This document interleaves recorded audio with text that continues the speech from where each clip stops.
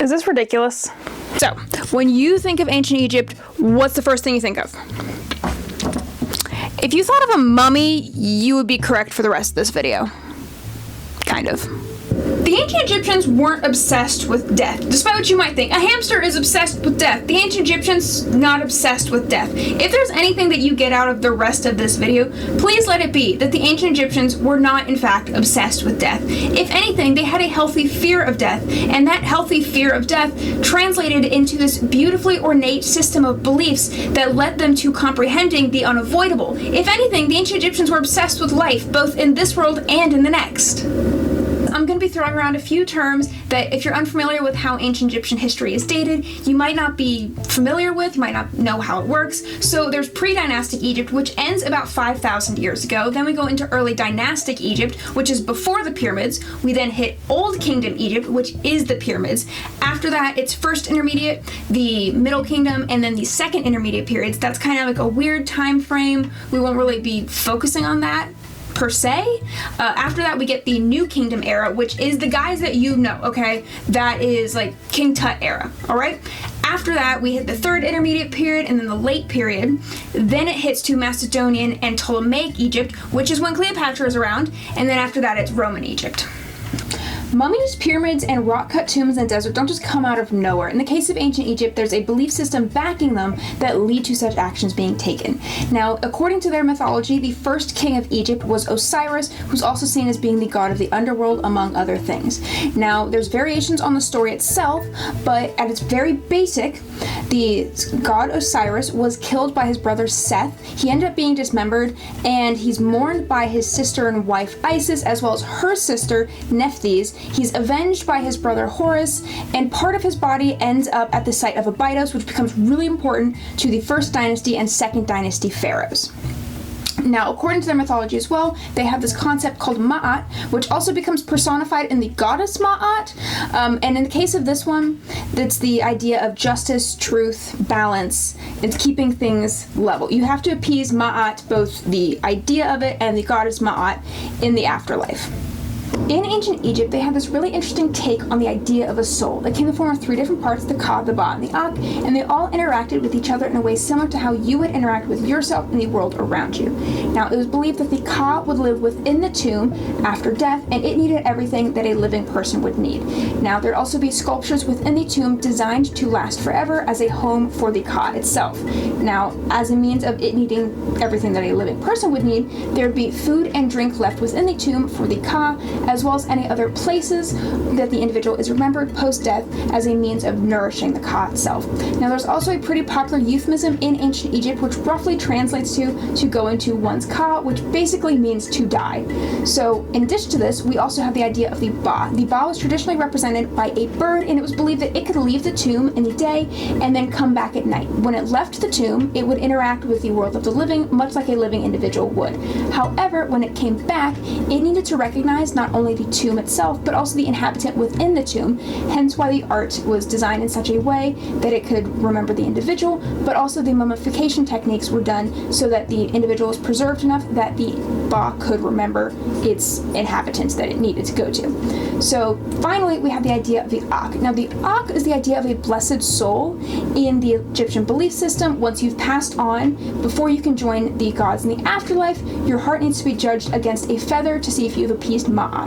If you have appeased Ma'at and you've done, if the heart is in balance with the feather, and you've done all the good things, you haven't done any bad things and whatnot, you can go on and be part of the afterlife, and at that point in time, you become a blessed soul, so you become an Ak.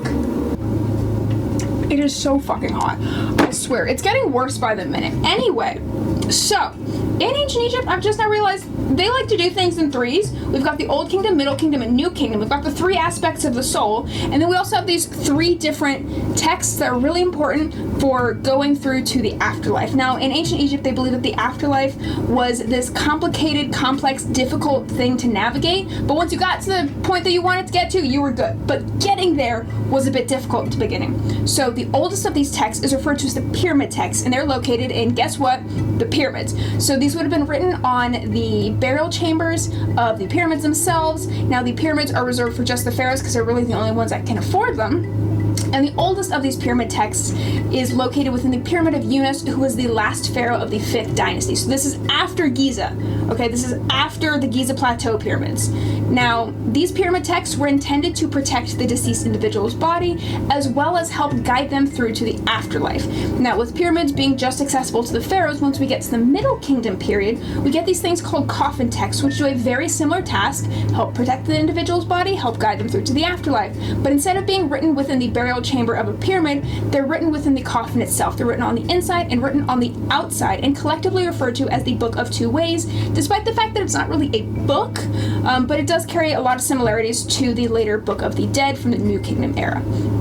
Now, when we get to the New Kingdom, we have the Book of the Dead, like you might be familiar with if you know anything about ancient Egyptian history, and the intention behind the Book of the Dead is similar to the coffin text, and it is similar to the pyramid text. It is to help guide the individual through to the afterlife and help get them to whatever eternal point that they want, as well as help protect them and their remains before they get to that point in time. Now, the Book of the Dead was something that you really wanted to be buried with once you got to the New Kingdom era, and it was something that you could either have a more off-the-shelf version where it's minorly customized, it's got your name in it, and that's going to do the job just fine. Or if you really wanted to put your money where your mouth is, you could have a scribe who's incredibly talented and incredibly detail-oriented and everything do an entirely customized version for you that's going to do the same job as that one that's off the shelf, but it's the big fancy one. And we do have a few examples of the big fancy ones, but you can have a variety of different things. The goal was just to be buried with a copy of the Book of the Dead once we get to the New Kingdom period. Before we talk about mummies specifically in Egypt, we got to talk about mummies in general first. So there's two different categories of mummification. There is natural mummies and then there's artificial mummies. Natural mummies just means that the environment has enacted a force on the remains to preserve them. This can happen in a really cold environment. It can happen in a really dry environment. It can happen in a really wet environment. A number of different factors are at play, but it is the environment itself that leads to the individual becoming mummified. This can either be purposeful or it can be accidental. Now, the artificial mummies, on the other hand, when you usually think of Egypt, you're probably thinking of the artificial mummies that people created in ancient Egypt. These are sets of remains that someone else has purposefully enacted some sort of a process on to intentionally preserve them. Now, in the pre-dynastic Egypt phase, these individuals were largely natural mummies. They were buried in oval pits in the desert, and the sand coming in contact with their bodies would lead to the moisture being drawn out, kind of like later on natron salt would be used, but in this case it is the sand, and they were left entirely intact. They just happened to be buried in that open pit in the ground, and the sand itself and the dry heat mummified the individuals. Later on, once the individuals start to be buried in coffins, this is when artificial mummification becomes part of the equation here, because it's not going to do the same thing if you bury a person in a coffin and then they're just not going to naturally mummify the same way. So when we get to the 4th dynasty, Herodotus claims that there are multiple different techniques for mummification that are at play in Egypt, and we do have archaeological evidence that do support that once artificial mummification takes place in Egypt, there are various different types that are going on. When it comes to the artificial mummies made in Egypt, we tend to hear a lot about how certain organs were removed and other ones were left intact. So when it comes to ones that we know for a fact were removed, those include the stomach, the liver, the lungs, and the intestines. Now, they would have been removed by a small incision on the left-hand side of the body and then mummified separate from the individual. Now, these theoretically would have been mummified in a specific order. This isn't always the case, but theoretically they would have been mummified in a specific order to restore function to the body. Again, this is theoretically. This wasn't always the case, though. But once they had been mummified, they'd be placed in separate jars, referred to as canopic jars, each of them having a distinct jar of their own. They each had a head of a different deity atop it. Now, when it comes to smaller organs, like that of the internal reproductive system, the kidneys, and the gallbladder, these either would have been left intact or removed entirely, but not mummified and left in the tomb like the canopic jars would have. We're not exactly sure why. The documentation isn't there to state why this is, but there's some discrepancy on what was done with the smaller organs. Now, that then leaves the heart and the brain. Typically what we hear when it comes to Egyptian mummies is that the heart is left intact and the brain is removed. Now, when it comes to the brain being removed, what we tend to hear is that it was They took a hook, they jammed it up the nose, swished around the brain a bit, and then they poured it out. They pulled it out. The brain left the body through the nose. That's what we tend to hear when it comes to the mummification process itself. However, we do have evidence that this wasn't always the case. There are several mummies that have been analyzed, they've had scans done of them, and they actually have their brains still intact. They don't look anywhere close to what they do on a living person. These are individuals that are mummified and they're several thousands of years old. The brain has lost significant mass to them, but they're still intact and they're still in the head. However, when it comes to the heart, they tend to leave the heart within the remains, as they thought that the heart was the seat of intelligence and wisdom. However, we do have cases where the heart was reinforced, and other cases where the heart was removed entirely and replaced with a scarab that was inscribed with a spell from the Book of the Dead, essentially saying, hey, when it comes to judgment, we're gonna use this scarab here instead of the actual physical heart, because the physical heart isn't in the body any longer. After an individual had had their organs removed and they've been mummified separate from the body, they'd then be dried out with, well, they being the person themselves, the full set of remains. A similar process would be done on the organs, but we're talking about the full body at the moment. After those organs are removed, the full individual's body would then be dried out with natron salts to remove any moisture and to stave off decomposition. Now, once they are completely dried out, the individual would then be wrapped in linen wrappings and given various different amulets for magical protection across their body. Now, according to their myths, Osiris, after he had been killed and dismembered and his body had been spread throughout Egypt, his remains were then found by his sister and wife Isis, who then bound his body in linen so that they could then have a son. Don't look too far into that one. Anyway, the idea behind giving an individual linen wrappings for their actual mummy both plays into their beliefs with their mythology, but also serves a practical purpose. It keeps away any bugs and any vermin that might get into the tomb and keeps the mummy safe, but also it's mimicking what happened to Osiris. So it plays on a lot of different things. Now, the duration of the mummification process, according to ancient Egyptian sources, was about 70 days. Now, according to the story of Setna, who's from the early Ptolemaic period, it was on day 35 or about day 35 that an individual would be given their linen wrappings. Now, there was some variation in all of this. There are some letters from Deir el-Medina that do mention a lady who was buried 2 days after death. Now, she would have been given grave goods like all other burials in Egypt, but it does show that there was some variation, not only in the fact that there was some time differences going on with the mummification process, but also that not all individuals would have been mummified in Egypt. Oh yeah, remember how I told you about the Ka, the Ba, and the Ak? So after an individual has been mummified and their remains are bound in linen, they're then placed in a coffin that has an image atop of it that looks vaguely similar to the individual themselves. Why would that be? If you said it is so the Ba knows where to go and can recognize the individual after they've returned for the night and they've spent their day amongst the living, you would in fact be correct. Baby girl, I'm not even going to try and convince you that I filmed this all in one day, because I didn't. The rest of that was filmed like 3 days ago.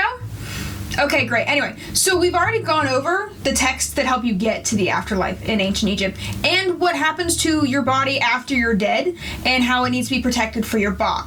However, if you remember, there's 3 parts to the soul, and we're not talking about one of them. So, we need to talk one more part about the soul, and that's going to be the Ka, which lives in the tomb, which is where we get all the fancy architecture stuff, and places like the pyramids and the Valley of the Kings.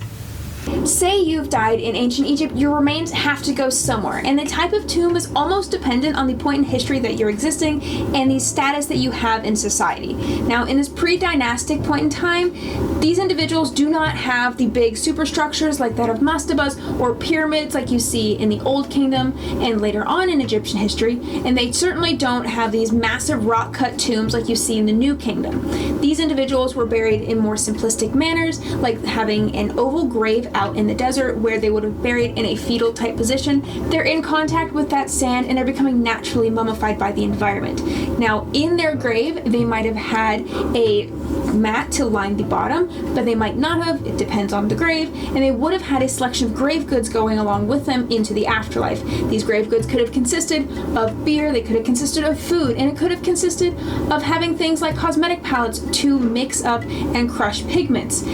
All of these are factors that we see in later Egyptian burials as well, but they're much more simplistic in comparison to those later on burials. Existing as almost a theme throughout the rest of Egyptian history is that if you had enough money, you could have two separate places for yourself after death. You had the place that your mummy is buried at, but you would also have the place where you are remembered at. So the mummy would be in this place, this is where your ba exists, but your ka could be in the tomb, but your ka could also be at your mortuary temple, designed to be both a home for the ka, but also intended to last forever. Tomb structures in Egypt for individuals that had enough money to build them went through an evolution of sorts throughout the millennia. Now, in the early dynastic point in Egypt, mastabas, which comes from the Arabic word meaning bench, were a rectangular structure where the individual was actually buried beneath it, but within the mastaba itself, there were rooms for the individual to be remembered by family, by friends, by individuals of all sorts. Now, these mastaba tombs would have been for pharaohs, but they also could have been for individuals associated with the pharaoh. It could have been courtiers. It could have been people that just have a lot of money in ancient Egypt. Anyone could have been buried in a mastaba if you had enough money to do so. It isn't until we get to the end of the third dynasty that we start to see the pyramids being built. The pharaoh Djoser kind of shook up the game when it comes to royal tomb architecture in ancient Egypt. Now, his tomb was designed by the architect Imhotep, not the guy from the Mummy, but it's the same name nonetheless, and he designed a mastaba-style tomb for the pharaoh. However, for reasons unknown, they didn't stop at the mastaba itself. For some reason, they took the mastaba, which was already going to be grand to begin with because it was for a pharaoh. They took that original mastaba, and then they made it a bigger mastaba, and then I like to think they kind of sat around with a couple of ancient Egyptian beers going, we can do better than this. And they took that bigger mastaba, and then they put 3 smaller mastabas on top of it, so it's 4-stepped structure. And then, again, for reasons unknown, they made the whole thing bigger, and then put 2 more mastabas on top of it, giving us the stepped pyramid, which is the first pyramid in ancient Egypt. Now, what's really interesting is that this is only about 100 or so years before the pyramids of the Giza Plateau were created. Those ones for the pharaohs Khufu, Khafre, and Menkaure, as well as their smaller ones for the queens and princesses, surrounded by mastabas and cemeteries, are one of the ancient wonders of the ancient world.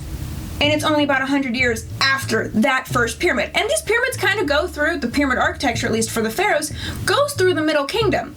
However, and this starts in the Old Kingdom, by the way. However, because it's a pyramid, they don't really stay intact in a way. They get raided in antiquity. It's a giant structure in the desert, kind of screaming, hey, there's a guy with money here. So they got raided a bunch. And by the time we get to the New Kingdom, the pharaohs of the 18th dynasty are burying their dead in the Valley of the Kings. Hi, Zeppelin. That's my dog. The intention is, hey, maybe it's going to be a bit safer for the pharaohs to be buried at. Now, the Valley of the Kings tombs themselves are a bunch of rock-cut rooms that are interconnected with halls, and they're then kind of boarded up in antiquity. Theoretically. Those ones have been raided too. But the intention behind the Valley of the Kings is the same as earlier dynasties, where maybe not the pharaoh themselves, but other individuals that had enough money to had these rock-cut tombs that were theoretically going to be safer for their mummies. However, again, people know where these things are, and they've been raided. So the intention is that the tombs were going to be a safe place for the Ka, just like the mummy was going to be a safe place for the Ba. However, people are people, and the stuff doesn't stay in the tomb very often. We do every so often get like really cool things. Like in 1922, they found King Tut's tomb, and that was pretty much untouched. That's pretty cool. That's also pretty fucking rare. That we haven't found a tomb like that since 1922. We've found some tombs since then. They're not as intact because, again, they've been raided since antiquity. But the intention originally was that these tombs were going to be safe havens for the Ka to live in eternity. Except people are people, and they got raided. Before we continue on to the rest of this, it's really important to remember that in ancient Egypt, they had this belief where if your name is remembered, you get to continue on in the afterlife. If your name isn't remembered, you might not exist continually in the afterlife. So you want to have a place where your name is going to be remembered at. So going back to this idea of having two separate structures post-death, you've got the place where you're buried at, that's your mastaba, your rock-cut tomb, your pyramid, your oval pit, whatever. That's this one place. That's where your remains physically are. That's where the ba goes back to, because that's where the mummy is. Now, the ka can live in the tomb as well, but you need to nourish the ka with the offerings. You need to keep it alive somehow. That's where the ceremonial structures come into play here. Now, these two separate, like, death-related structures go way back in ancient Egyptian history. However, the further back we go, the fewer and fewer that we have of these ceremonial structures. Now, one of these really early ones that we have is a mud brick construction. It's associated with the second dynasty pharaoh, Khasa Kimwi, and it is fucking huge. And when I say it's fucking huge, I mean it's roughly 133.5 meters by 77.7 meters, or if you're in the US and you're like, I don't know what a fucking meter is, somewhere in the ballpark of 438 feet by 255 feet, give or take. This place is huge. It's a mud brick construction. It's located at the site of Abydos associated with the god Osiris, but by the time we get to the third dynasty, the site of Abydos, while still very important, is no longer the place that pharaohs are being buried at. So Khasa Kimwi's giant ceremonial structure is kind of abandoned in a way, as all of the pharaohs are now going up to the site of Saqqara, which is where Djoser's step pyramid is. Now, in that third dynasty, Djoser has his step pyramid being built, but he also has a stone ceremonial structure being built. And what's really, really important about that stone structure is the mastaba is being built in a traditional mastaba way with its mud bricks. The ceremonial mortuary temples associated with Djoser aren't being built that way. They are the first major stone constructions in Egypt, and they also immortalize some of those earlier construction ideas of the earlier dynasties and pre-dynastic period solely because they're being put in stone. Like, this damn temple has little details in it that looking at it, you're like, oh yeah, that should be wood. No, it's a rock. And then, like all things in ancient Egypt, we go through several evolutions of architecture over the next few thousand years, eventually landing us at the stunning, immaculate, beautiful construction that is Hatshepsut's mortuary temple at Deir el-Bahri. Oh my god, this place is gorgeous. This place is immaculate. This place, fan-fucking-tastic. Can you tell I like Hatshepsut? Anyway, this is a place to remember her, so her name is remembered so that she can exist in the afterlife, like all other mortuary complexes. All of the pharaohs did this. Not even pharaohs did this. There are people that had enough money to have a separate ritual place built that also have this similar thing so that they can have their name remembered and they can exist in the afterlife. Death is big business in ancient Egypt, not for the fact that you're dying, but more so that you can continue on in the afterlife. The ancient Egyptians were not obsessed with death. If anything, they were obsessed with the idea of living forever, and this mortal plane of existence here was just the dress rehearsal for the afterlife. So everything in this mortal plane of existence needed to be perfect for them to perpetually exist in the afterlife. Their body needed to be preserved so that their ba could remember it. Their ka needed a place to be nourished and a place to live like they did in life. So when that all is happening there, they can become this Ak, this blessed soul amongst all of the deities. I feel like I should probably do a better outro for this, but at this point in time, it's roughly 3:26 a.m. My dog is not happy with me, and I should have been asleep several hours ago. I'm gonna go get more caffeine though.